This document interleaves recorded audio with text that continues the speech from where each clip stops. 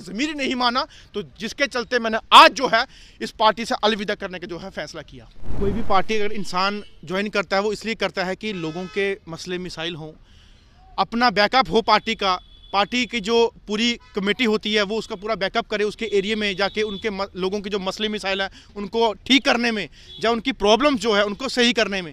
लेकिन यहाँ पे जब भी हम लोगों के मसले मिसाइल लेके उनके पास गए तो वहाँ पे हमें अनदेखा किया गया, इग्नोर किया गया। और जम्मू कश्मीर के अंदर एक मेकअप वाली राजनीति हमें नहीं चाहिए। एक मेकअप जो है, आर्टिफिशियल मेकअप जिसको हम बोलते हैं, वैसा नहीं हमें चाहिए कि सिर्फ ऊपर से मेकअप कर दिया तो अंदर से वही काला चेहरा, वो हमें नहीं चाहिए था। जिसके चलते मैं इस पार्टी से काफ़ी 5 या 6 महीने से खफा था कि जो चीज़ होनी चाहिए, जो पार्टी को करना चाहिए, वो उन्होंने आज तक किया नहीं। सिर्फ और सिर्फ यही बताते गए अपनी पार्टी है, सबकी पार्टी है, उसकी पार्टी है। अपनी पार्टी कहने से नहीं होती, प्रैक्टिकल करने से होती है। मुझे बता दीजिए, आप आरएसपुरा बेल्ट में या बॉर्डर में जाएं, यहाँ की बेल्ट में जाके देखिए कि अपनी पार्टी ने कौन सा काम कर दिया, कौन सा काम जम्मू कश्मीर के अंदर इतना बड़ा कर दिया कि अपनी पार्टी के लोग गुन गाएं। इन्होंने सिर्फ और सिर्फ जो कहते हैं ना मतलब कि बटरिंग करने वाला काम वही लोगों के साथ किया, बाकी और कुछ भी नहीं किया। और मैं जब एक स्टेट यूथ कोऑर्डिनेटर होने के नाते जब मेरी कदर नहीं हुई तो आम जनता की, गरीब लोगों की कदर कैसे होगी? जब इन्होंने मेरी रिस्पेक्ट नहीं की तो उनकी रिस्पेक्ट कैसे करते? और मैं आज की डेट में ये बोलना चाहता हूँ आपके चैनल के माध्यम से कि अगर मैंने रिज़ाइन दिया तो अपने उन गरीब भाइयों के लिए, रिज़ाइन दिया उन गरीब लोगों के लिए, रिज़ाइन दिया उन नौजवानों के लिए, रिज़ाइन दिया अपने डेली वेजर्स के लिए, रिज़ाइन दिया उनके लिए जो आज रिजर्व कैटेगरी वाले बेचारे आज भी जूझ रहे हैं, और रिज़ाइन दिया अपने रहबरे खेल वाले हों, रहबरे जंगलात वाले हों, टीचर हों, हर NYC के हों, NHM के बच्चे हों, बॉर्डर बटालियन को, उनके लिए मैंने रिज़ाइन दिया, क्योंकि कभी भी उनकी आवाज़ उठाने में मेरा साथ नहीं उन्होंने दिया। और मुझे दुख होता है जो जम्मू कश्मीर की लोकल जनता जो लाइन में खड़ी होती है वोट डालने के लिए, चाहे सर्दी हो चाहे गर्मी हो, जब उनका साथ नहीं देंगे तो इस पार्टी के साथ मैं रख के क्यों करूं? मेरा ज़मीर ही नहीं माना, तो जिसके चलते मैंने आज जो है इस पार्टी से अलविदा करने का जो है फैसला किया। देखिए, मैं पिछले दिनों से पार्टी में होते हुए भी बिना पार्टी के टैग से जम्मू कश्मीर की जनता की आवाज़ अपने दम पे उठाता रहा। मैं as a human right council of India J&K UT chairman होने के नाते लोगों के मसले मिसाइल उठाता रहा।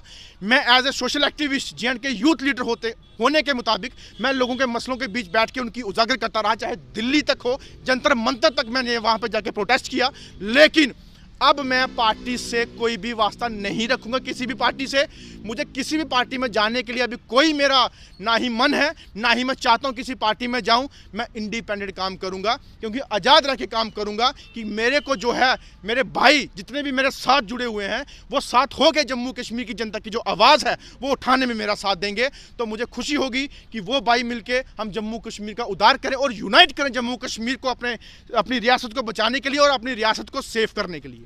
बिल्कुल बिल्कुल, मैं आरएसपुरा जम्मू साउथ जो असेंबली सीट्स है वहां से इंडिपेंडेंट जो है वो लड़ने की तैयारी कर रहा हूं, और लोगों के साथ जो मसले उनके हैं वो उठाने की बात कर रहा हूं। घरों में जाके उन गरीब, उन मजलूम लोगों की जो है वो हालात देख के उनके साथ बैठ के बात करता हूं कि आपके लिए पार्टी कोई हो चाहे ना हो, बट सन्नी कांची आपके साथ है, हमेशा आपके साथ रहेगा। उन नौजवानों के लिए जिनको आज भी एक गांव का समझ के वहां पे दबाया जाता है, लेकिन उनको उजागर करके मैं बाहर लाऊंगा। हमारे जैसे कोयले की खान में हीरे होते हैं, वैसे ही गाँव के दूर दराज इलाके के जो लड़के हैं वो भी हीरे हैं। उन हीरों को मैं लेके आऊँगा जम्मू कश्मीर के बीच, और उनका भी नाम उजागर करूँगा। और जो लोग जूझ रहे हैं आज, हमारे लोग बेचारे, चाहे जिसका मकान नहीं है, जिसको मकान नहीं मिला, रोजगार नहीं मिला, राशन नहीं मिलता, इनकी तरफ से कुछ सुविधाएं नहीं मिलती, वो सन्नी कांची जो है वो उनको दिलाने का काम करेगा और उनके साथ होके जम्मू कश्मीर की आवाज़ बन के दिखाएगा। बी टीम नहीं होती तो जो मसले जम्मू कश्मीर में चल रहे हैं ये सिर्फ ऊपर से नहीं उठाते,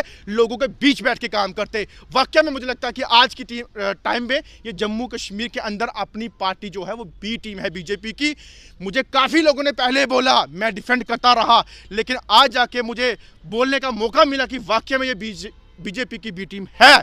अगर सही ने बीजेपी की बी टीम नहीं होती, बैठे होते डेली विजरों के बीच, बैठे होते रिजर्व कैटेगरी के बीच, बैठे होते रहबरे खेल वालों के बीच, बैठे होते हमारे उन लोगों के बीच जो जम्मू कश्मीर में आज रो रहे हैं अपनी तबाही का कारण समझ के, सिर्फ ऑफिस में बैठ के इंटरव्यू नहीं देते, उनके बीच बैठ के काम करते।